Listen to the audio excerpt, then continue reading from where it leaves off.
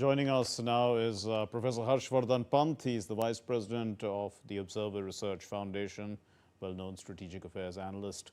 Professor Pant, how has India's strategic autonomy shaped its ability to secure energy supplies during global disruptions, especially when many other economies have actually been struggling? Yes, Mark, it has been, I think, a very significant vote of confidence in India's policy. If you see the last few years, which have been full of conflicts, crises, wars, and despite that, we look at if you look at the Russia-Ukraine war, where India managed to have open ties, open channels of communication open with both sides. And it helped in India not only in bringing out its citizens, evacuating its citizens, Right. but also in some ways continuing to keep the oil prices in check at home and continue to expand the economic trajectory that India is set on at the moment. Similarly, in today's crisis, we see India is well cushioned in terms of how it is reacting, and in terms of the crisis that is now across the world. Countries are facing a very critical situation. So India's strategic autonomy has allowed India to develop these partnerships and multiple partnerships at the same time, which are issue specific, but at the same time they give India the space to maneuver vis-a-vis the other side. And I think that has been India's strength, True. and that has been, I think, India's certainly that has allowed India to pursue its vital interests in this case, energy security, quite confidently. And indeed, Professor Pant, also in what ways has India's sourcing, across different regions, different suppliers, different types of energy as well, how has this helped supporting the global south countries? I think this is in some ways the dynamic that India was, when India was under pressure during the Russia-Ukraine war.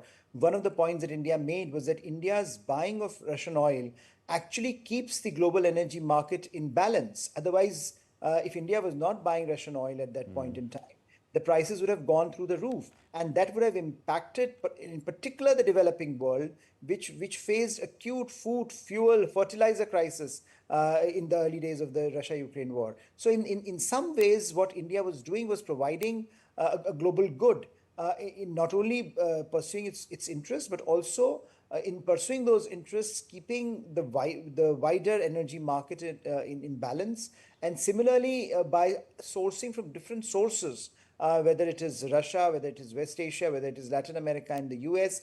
India has made it clear that India does not want to depend on any one particular country for its critical needs. Without energy, India's economic growth story will come to a halt, and that is not something that either India can afford, nor India would want to pursue that or go down that line. So I think, on balance, India has pursued these multi-vector partnerships, which have Right. paid India dividends during times of crises like the one we are facing at the moment. So you say that India's balanced diplomacy with major powers, with all powers, it's helped actually keep oil prices and gas flows steady and prices down, even globally. But how has this really, in a sense, helped, let's say, oil prices across the world, and especially even in countries which are oil-producing nations? How does it really affect the flow? I think in some ways what we are looking at today, for example, what is happening in the Strait of Hormuz, where Russia, Iran is not allowing normal trade to happen, and in some ways that is creating a lot of turbulence in the global energy market. But what you see there, that certain countries are being given safe passage, and India is one of those very few countries, which in the wider sense is an acknowledgement of the role that India plays in stabilizing the global market, but also bilateral India-Iran ties. Right. Similarly, when you see other Arab world, in the Arab world, where there is a crisis, where countries are, trying to buffer against Iranian attacks, there we see a great deal of goodwill for India, given its bilateral ties with the Arab world, and given the stakes that the Arab world has in pursuing relations with India. So there is a degree of an attempt there to buffer India's energy True. requirements. So in that sense, I think India's wider, not only bilateral relationships, but wider global activity is having a positive impact on the global energy market and global energy supplies.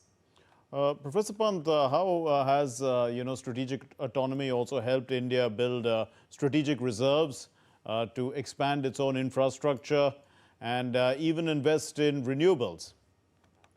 I think that has been if you look at the last decade, it has been a very big success story for India, where India's energy matrix has diversified across geographies and across sectors. So when you look at what is how the fossil fuels and renewables, the kind of role that they are playing, India's capability in developing the solar market, for example, the solar energy sector in particular, has been a remarkable success story where India is now widely cited as a country that is doing a lot of things that are in the right direction, where a large part of the rest of the world is moving in the opposite direction. So there is certainly the partnerships that India has maintained with countries, whether they are the European powers, the US, Russia, or then in fact also China.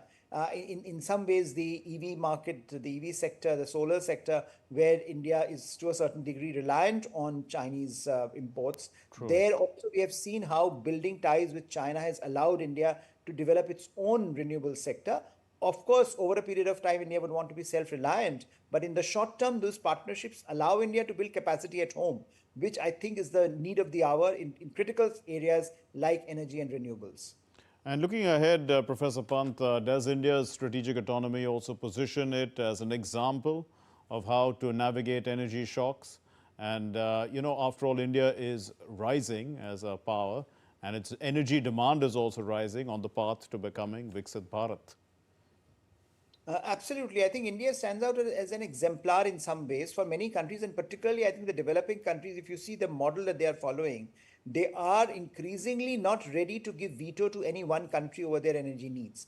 And that is something that India's core foreign policy approach has been, that when it comes to India's core interests, no country should be allowed to have to dictate to India what India needs to do. And therefore, despite the West, despite US and Europe decrying India's ties with Russia, India continued to maintain those ties with Russia. And today we see how interesting it has become. Like, the US president is talking to Russian president, and they are Right. discussing station crisis. It in some ways is an acknowledgement that India's ability to navigate multiple partnerships and India's desire to keep those channels of communication open remains a core driver of Indian foreign policy, and also in some ways a policy that others should emulate. So I think this is now the template that most developing countries in particular would be following, particularly in core when it comes to core national interests like energy security. We leave it there. Thank you very much, Professor Harshvardhan Pant. Thank you for putting all that into context for us.